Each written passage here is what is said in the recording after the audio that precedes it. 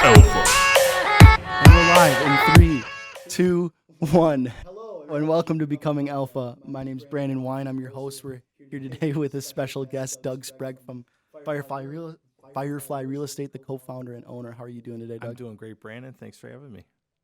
Thank you for being here. As always, there's Dan Wine behind the camera. So, jumping into this, Sure.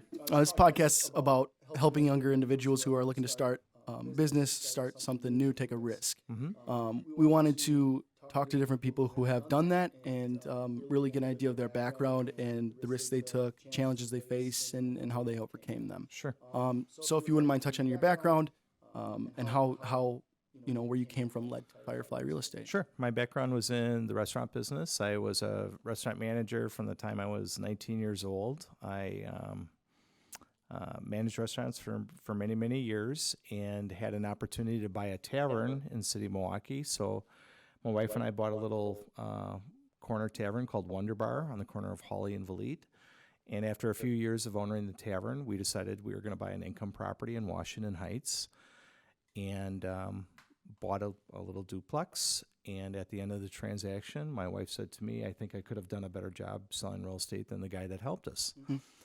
And I think I'd like to get a real estate license. And I said to her, by all means, go for it. Colleen had been a stay-at-home mom and wanted something that would give her some flexibility. And she started selling real estate about 21 years ago and immediately became very successful in it. And within a few years of her success as a real estate agent, we decided, you know what, this is silly for me to be breathing secondhand smoke and dealing with some yahoos at the bar all the time. So I decided to join her business, and we started working together at Shore West. Nice.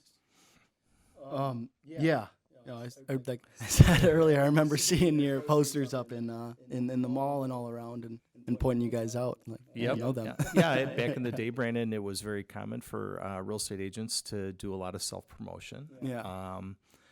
It was really the beginning years of the internet, and internet marketing was not really that popular back then. So it was very common for real estate agents to promote themselves with direct mail pieces and advertising at malls and stuff like that. And so we followed that route. But things have changed quite a bit since then. Yeah.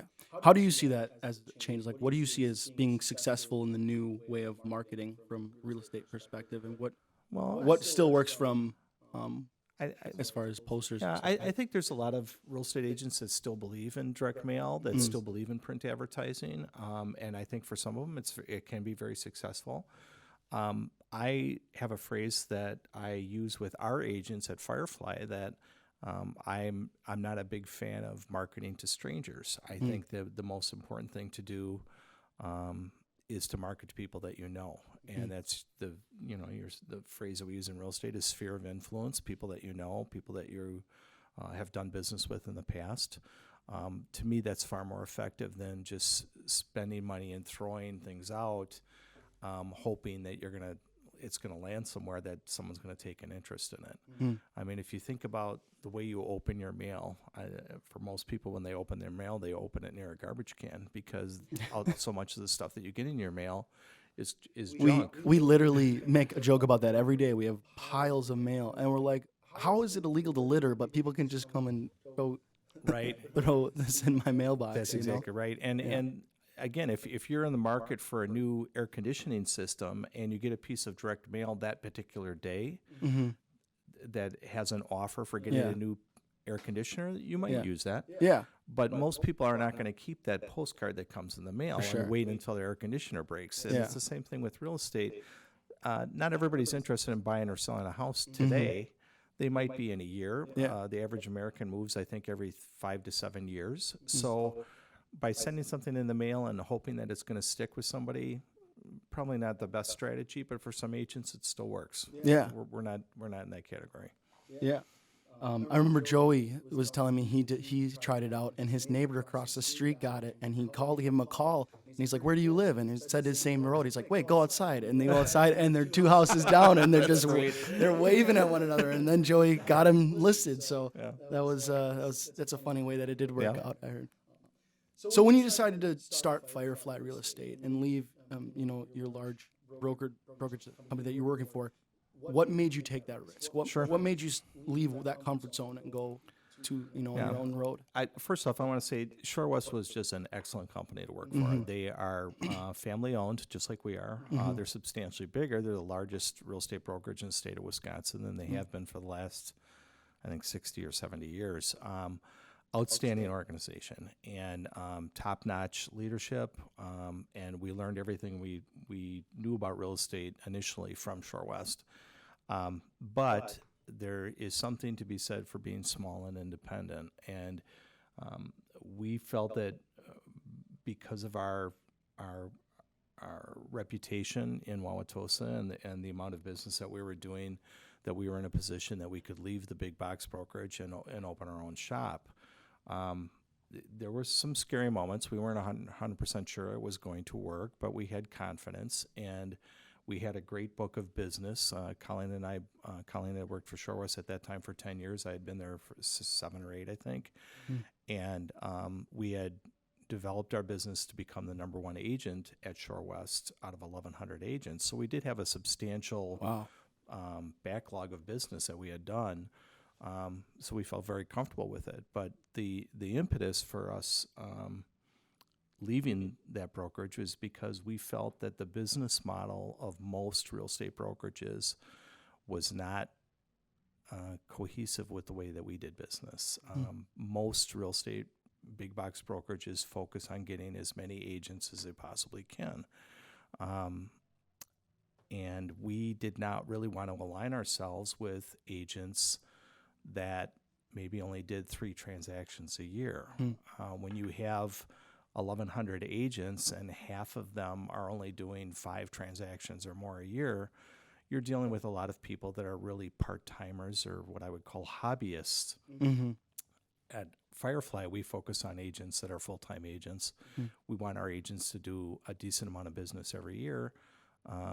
Because I think it shows competency. I think when the example that I always use is if you were going to get LASIK surgery tomorrow, you would not go to somebody who did 3 surgeries a year. You would go to someone who did hundreds a year because you would expect a higher level of competence.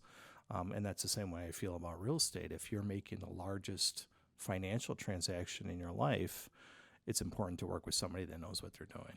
Yeah. So we wanted to open up our own brokerage. We started out with just Colleen and myself, and it was we were controlling our own destiny, and never looked back. What do you think set you apart from all those other realtors? I think one of the phrases that we use here at the brokerage is clients first, and what we try to focus on, Brandon, is providing advice to people. We are not salespeople. We're licensed as real estate salespeople, and we're licensed as real estate brokers, but the core of our job really is providing advice to people. There are agents that focus on the sales part of the job, where they learn closing techniques or ninja sales techniques. That is not our goal here, is to try to sell somebody something. Our goal is to provide excellent advice so that they can purchase a house. We don't want to sell anybody. We want to help somebody buy, or we want to help somebody sell. So we don't focus at FireFly. We don't focus on developing sales techniques or trying to get somebody to sign on the dotted line. ABC, always be closing. That's not our gig here. We do not try to have that hard sell approach. Our goal is to provide advice, and I think that's one of the biggest differences between us and most other brokerages. There are franchises out there that have sales training techniques where they're constantly teaching their real estate agents how to get how to close somebody. That shouldn't be the goal. The goal should be provide excellent advice. Let the buyer or seller make the decision as to what they want to do. Okay. Yeah. So when you decided to take the step, and in your first 30 days or so, how did you build your priorities, prioritize them? What did that really look Colleen like? and I actually took a retreat up to Door County. We spent a week working on our business plan. We spent hours and hours on learning more about owning our own brokerage. We had obviously never owned a brokerage before. I had some experience with running businesses, but never had any real estate brokerage experience. In the state of Wisconsin, you are required to have a broker's license in order to operate a real estate brokerage. So we both became licensed as brokers in 2006. But the first 30 days was tentative because we weren't sure if anyone was going to list with us. We are a brand new brokerage, and someone selling their largest asset. It's a challenge for someone to take the leap and say, well, I'm going from Shore West, which is the number one brokerage in Wisconsin, to this little brokerage called FireFly Real Estate that's operating out of their basement. And that's what we did. Our first couple of years, we operated literally out of the basement of our house. And how did you get business when you first started? It was word of mouth. Okay. We did spend a little bit of money on some advertising on, as you said, at the mall, putting advertising up at the mall. We did a lot of direct mail the first year that we were in business in 2010. Yeah. But the majority of our business, as it is today, is word of mouth and referral.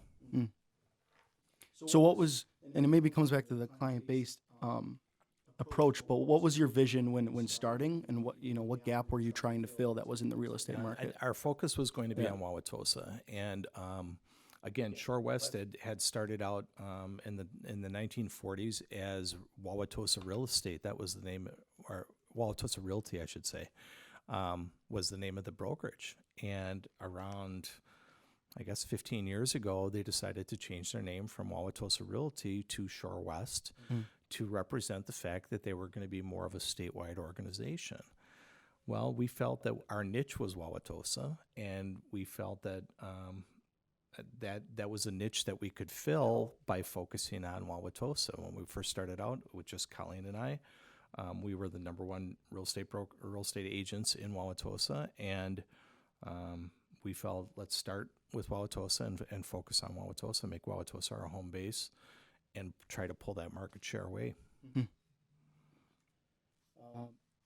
So starting off, what was the greatest challenge that you faced as a business, and how did you overcome it, or maybe a set of challenges?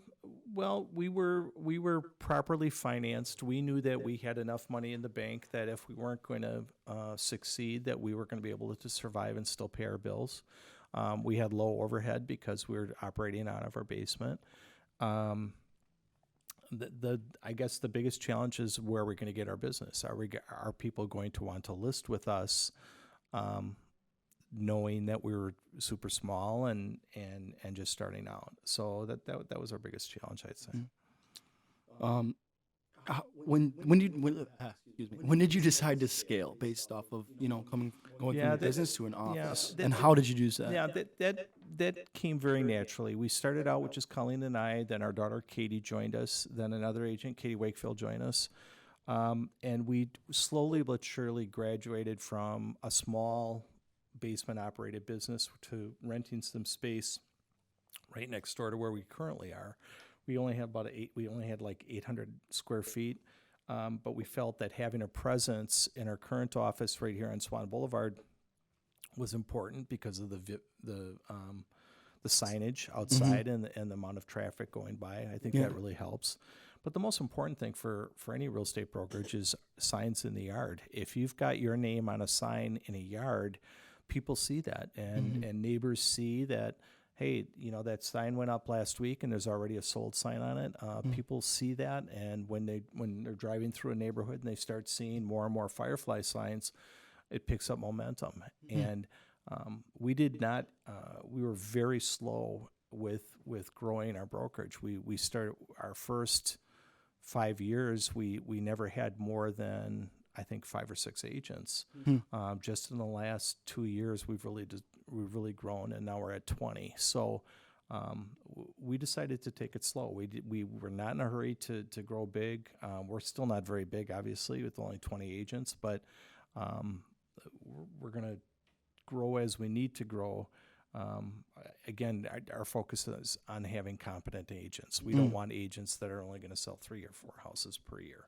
So when we find an agent, or we're in a situation where we're going to hire another agent, we look for somebody that's going to have the potential for growth, and someone who's got the right attitude, the client's first attitude. Okay, so that'd be what you look for in a client. Yeah, absolutely. What would determine when you're ready to keep adding on another client and then or another agent? Yeah, And I think when we're in the position where we can't service the client calls that we're getting, that means that we need to hire another agent. Right now, we're not at that spot. I mean, it's a little bit different times right now with COVID, but the fact of the matter is, Brandon, the world does not need more real estate agents. And there's in my opinion, there's probably you could probably eliminate 80% of the real estate agents in the industry today, and it would have zero effect on the number of houses sold or bought. Yeah, There's just a lot of agents that are in the business again as a hobbyist or as a part-timer. The world doesn't need any more real estate agents. So yeah, when you said the hobby aspect, I think we all know people, as we grow up, that they're like, oh, I'm a real estate agent. Brandon, I call those people Aunt Bettys. They're people that get into it, and they've been selling real estate for 20 or 30 or 40 years. Yeah. They just learned how to use a fax machine. They don't know how to do electronic signatures or scan anything, but they're old-fashioned, and there's, I guess, on some levels, for some people, that's a good real estate agent, is someone who's been in the business for 20 or 30 years. But this is a business that's evolving, and it's a business that is changing. That you do have to keep up with those changes, whether the technology or whether it's how you go about doing your business and how you gather business. Yeah. So, how would you say Firefly has adjusted in that manner?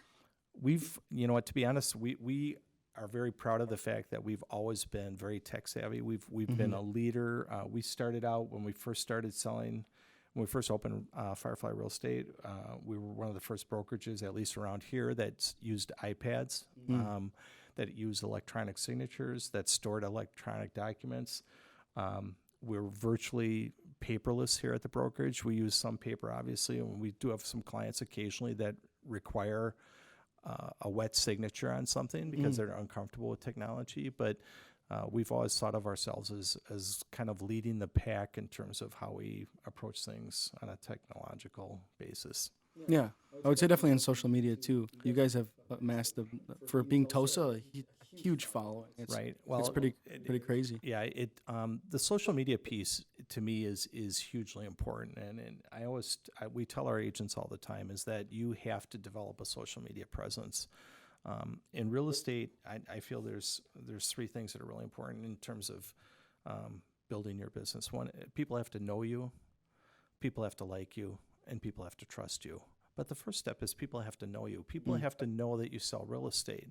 So if your Instagram, for example, is all about your dog, that's great, but you should also pepper in things about your real estate career. If you're showing a house one day and you see an architectural feature that is really important, you should be posting that stuff, because people are going to start to recognize, hey, Susie sells real estate. I noticed that she just posted something about an architectural detail, or she just posted something about showing a house, or she just posted something about a home inspection.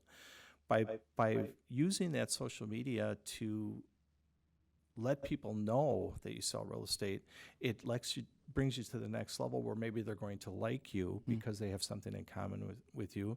And then if they meet you, hopefully you're going to get them to the point where they actually trust you. But they have to start with knowing that you sell real estate. And social media, to me, it's an ideal scenario. It doesn't cost anything.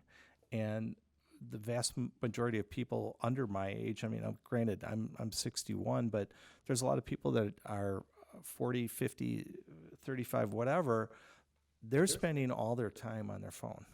The majority of people nowadays are watching TV with their phone in their hand. Yeah. And when a commercial comes on, they're looking at their phone, they're checking their Instagram or their Facebook feed or whatever it might be. So that's where you need to be. That's where people are spending their time. So it just makes sense to be there. Yeah. So what would you say your philosophy is for posting on social media that has allowed you to gain, 7,000? We use Facebook and Instagram on a significant basis. We post in advance of an actual listing going live.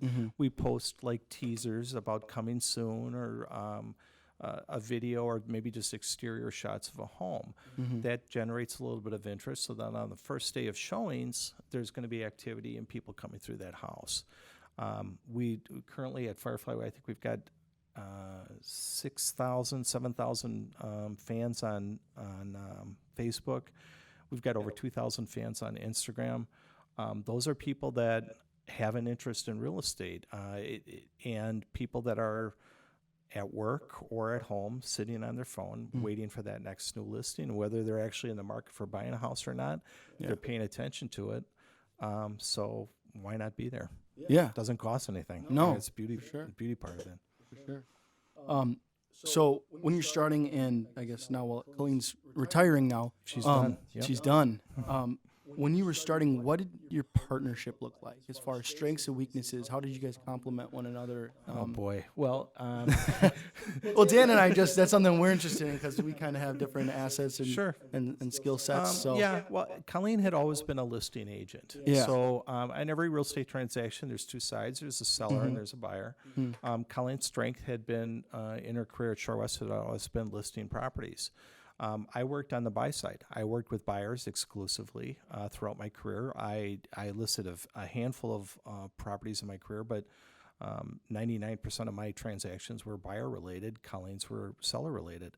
So it really worked well, because we kind of stayed out we stayed out of each other's lanes, and it was a good division of labor for us. As far as managing the brokerage, Colleen would mentor the agents that were working with sellers. I would mentor the agents that were working with buyers. And we pretty much split things up based on what the transaction was about. If an agent had a buyer related question, they would go to me. If they had a listing related question, they would go to Colleen. We both worked together on the marketing pieces for the brokerage. We both worked together on building the company culture and philosophies. Financial decisions. We're equal partners, of course. So, but there are built-in challenges working with a spouse. Any partnership. Someone once told me a long time ago that in every partnership, there's one person that's working harder or doing more for that business than the other. That can create conflict and challenges. You guys, I'm sure you guys have situations where it's like, that's Dan's issue, that's Brandon's issue.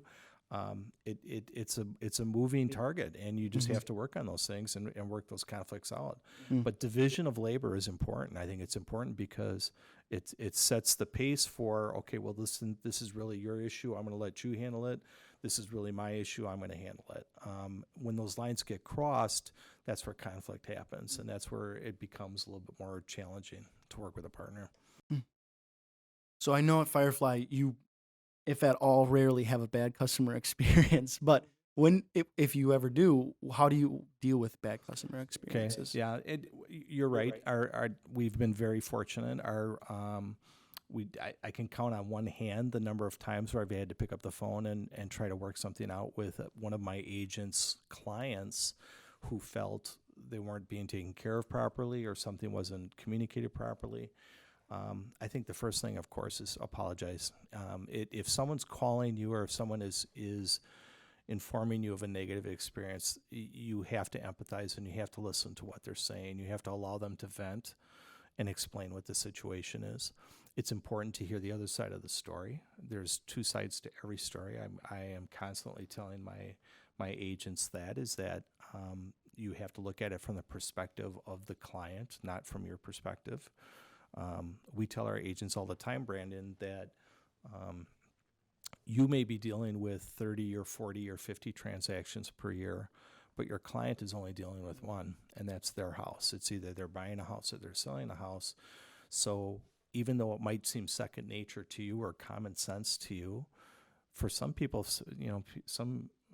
we've dealt with some clients that have lived in their house for 40 years. They've never sold a house before.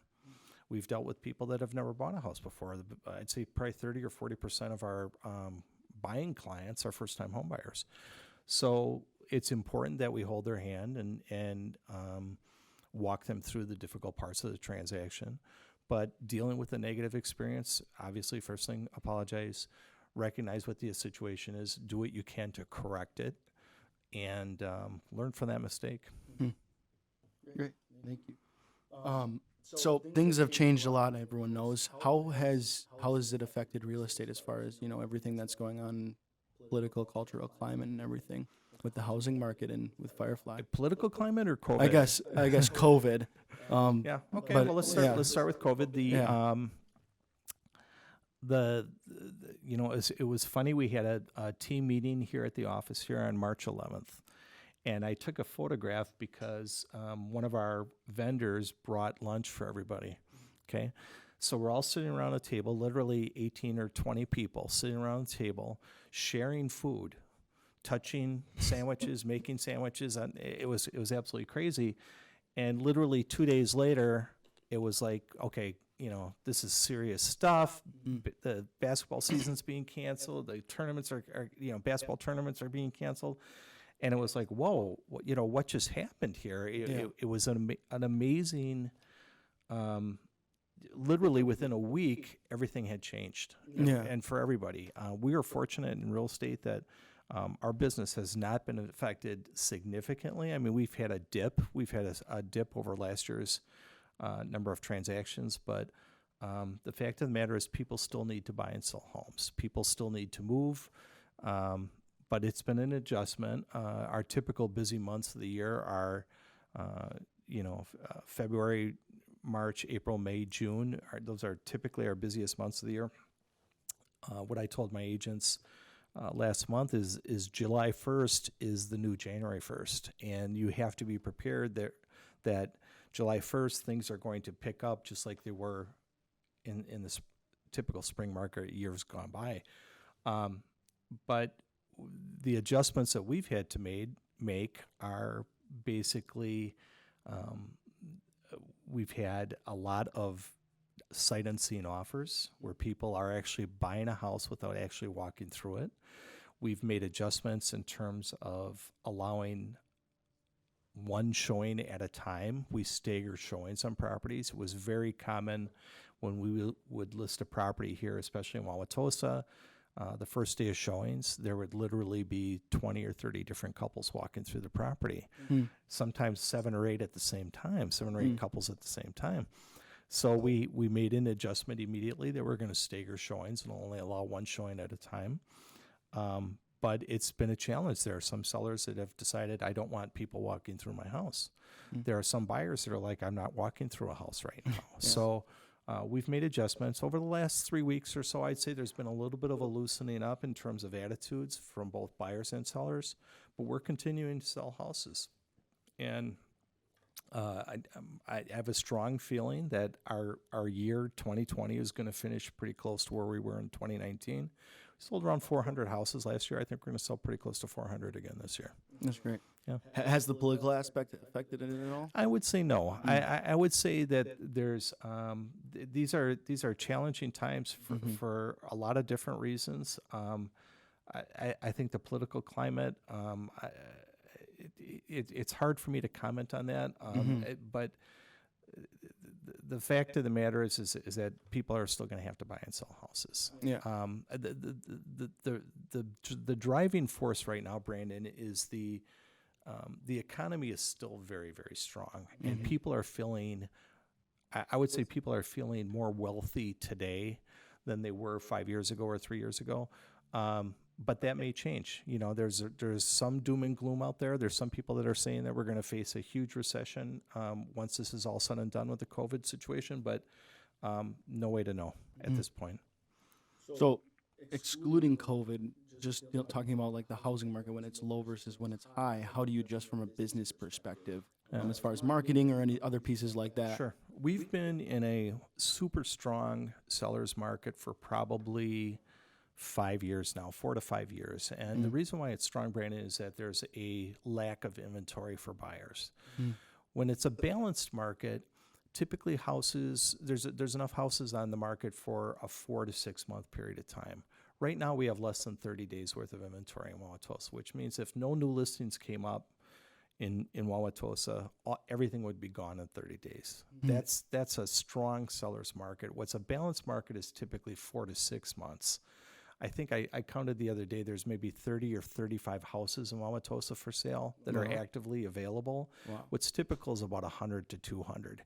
And so when we get to that more balanced market, we're going to see a little bit of an adjustment in terms of prices not rising as fast. But the fact of the matter is, whether it's a buyer's market, a seller's market, or a balanced market, people still need to move. There are people that have got job transfers. There are people that have got financial situations. There are people that have got family situations where they have to sell their house. That's always going to take place. People are always going to have to move, and we're going to be there to service them no matter what the market is. When we started FireFly in 2010, it was an absolutely shitty market. It was absolutely shitty for sellers. There was an enormous amount of inventory. The economy was not great, and people were not buying houses. We would have houses that would sit for 6 months. We would have sellers that would have to reduce their price several times in order to get interest in their house. We're in the exact opposite market now. The sellers are in control. Buyers have to fight over one another, multiple bid situations, overbid situations, buyers writing offers sight unseen, buyers writing offers without inspection contingencies, without financing contingencies.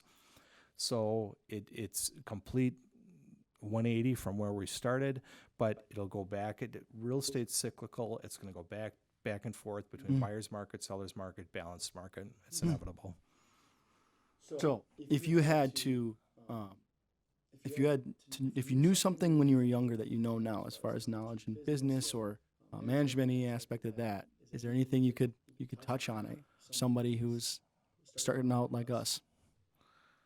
It's a tough question. The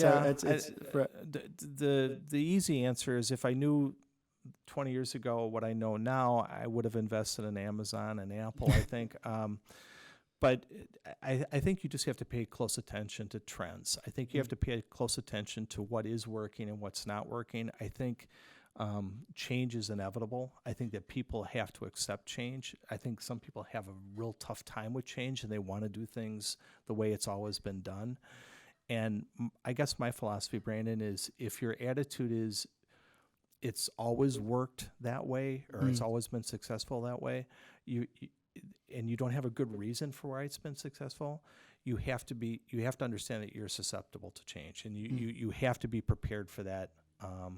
If you're going to continue to do things the way they've always been done just because it's always worked that way, you're going to find yourself in trouble. And I think retail is a perfect example of that. You know, retail is struggling right now because they weren't able to adapt fast enough. They weren't able to recognize that online is the way of the future.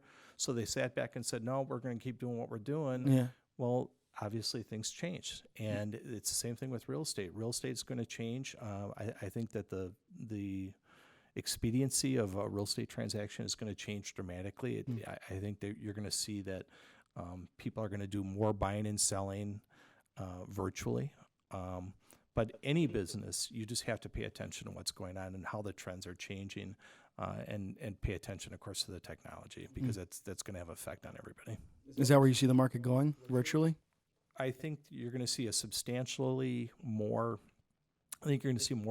more transactions happen virtually in the future. And I think COVID has had some impact on that. I think people recognize that I don't necessarily have to walk through a house to buy a house. I think people are recognizing that much more of the real estate transaction can take place online.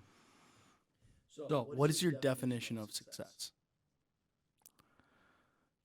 Well, I think the most important, and someone told me this many, many years ago, Brandon. They said there's no amount of money that's going to make you happy working a job that you don't like.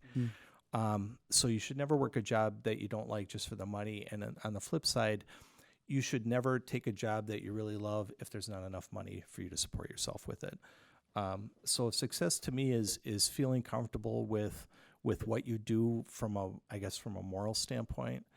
I ran a bar for 9 years, and although it was successful and I enjoyed it and I made many friends that way, but it was a sad business to run. Because I guess a lot of people look at the bar business and they think of I don't know if you're probably not old enough to remember the show Cheers. I know Cheers. Okay, but it portrayed, a bar, it's fun, it's friendly. Well, the fact of the matter is the bar business is you're dealing with a lot of alcoholics and a lot of people with really tough dependency issues on a day-to-day basis. So although it felt good to be successful with it, on some levels, it felt very negative because I knew that by doing such a good job and attracting more people into the bar, I was on some levels not helping these people, and I was kind of leading to their detriment. In all honesty, that's how it felt. Wow. In real estate, you are providing a service to help people get to the next place in their life. And you're doing something that in 98% of the times, it's a positive thing for somebody. They're moving from point A to point B. They're buying their first house. They're selling their house and buying another house. You're helping them with a positive transaction. Now, sometimes it's negative. Sometimes somebody has lost their job or there's a medical issue and they have to sell their house. Yeah. And it's a sad moment for them. But the vast majority of the time, it's a noble profession. So having a job that gives you that self-esteem and gives you that feeling of accomplishment that you're helping somebody, to me, that's a big part of feeling successful. And do you think Fireflys provided that? Absolutely. There's no question about it. I'm at the point now, Brandon, where a great part of my feeling of success and feeling good about myself is the fact that I'm helping other real estate agents develop their business. Yeah. And, we've got 18, 19 other agents here right now. Some of them are very well established in their careers. Some of them are just starting. Some have been around for a couple of years and are just developing their business. Yeah. But watching those agents grow and watching them develop is a great feeling and adds to that feeling of success. Awesome. Yeah. Well, thank you for joining us today. Hey, man, We it's been really fun. appreciate it. Sure. This has been Doug Sprague from FireFly Real Estate, owner and co-founder. I'm Brandon Wine from Alpha Digital Pro.